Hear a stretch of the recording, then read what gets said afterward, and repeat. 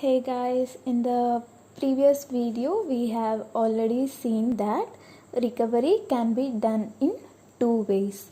First way is log based recovery, and then you have recovery using concurrent transactions. Okay.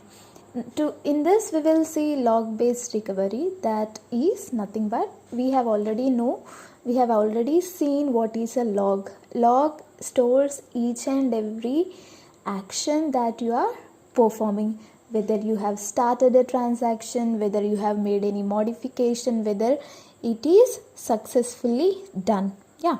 Now how log based recovery works is, whenever you are making any executing any transaction, that transaction will start a log. Now how will you start a log? Just by executing your transaction. When your transaction is executing, then it will start your log. In the log it will write whatever transaction ID and that it has started. And when your transaction is modifying some data item x is for example marks or attendance, then what will your log do? It will store the ID of your transaction item you are changing.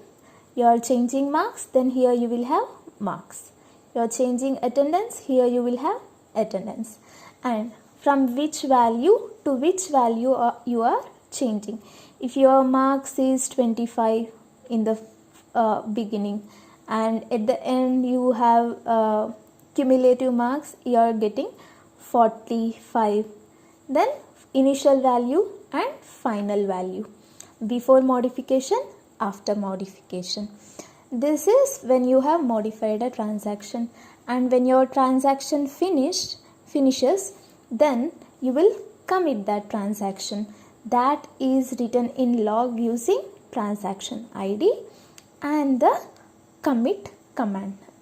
Okay, when you have reached your commit, what does that mean? You have successfully executed your transaction. You have made all the changes to the database.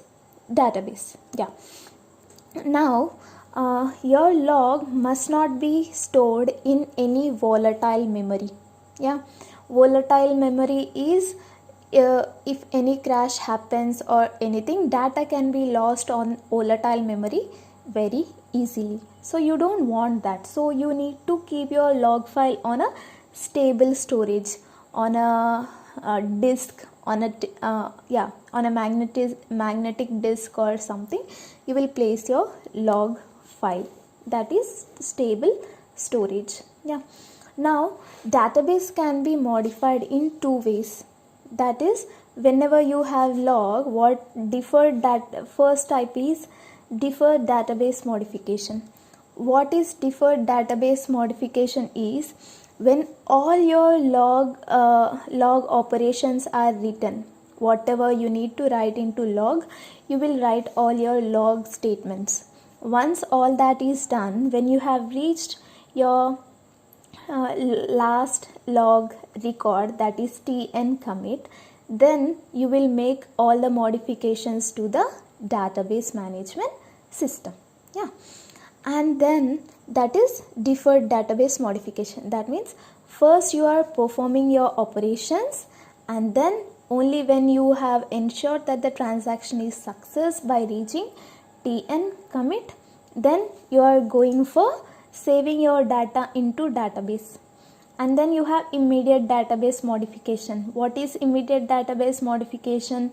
If you have if you have started executing your transaction, your log ensures tn start. If you have made any modification, your log shows this modification line. And then the minute this line is written into the log, you will make that modification into your database also. That is immediate database modification.